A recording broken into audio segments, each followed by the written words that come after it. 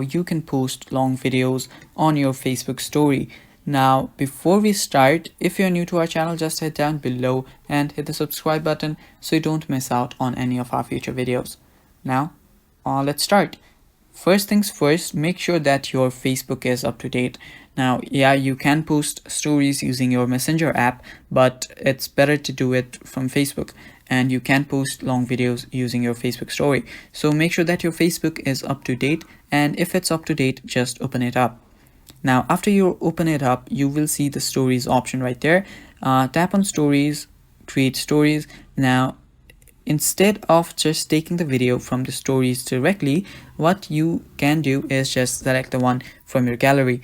Now, after you've just selected the story, what you'll have to do is just share it, even if it's 1 minute long, and Facebook will be able to just share the story. There is no problem in posting long videos on your Facebook story.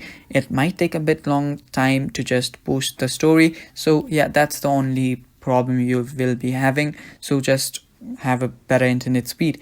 Yeah, that is all for the video. That is how you post long videos on your Facebook story, guys. Thank you for watching. Stay tuned for more, and bye bye. Take care.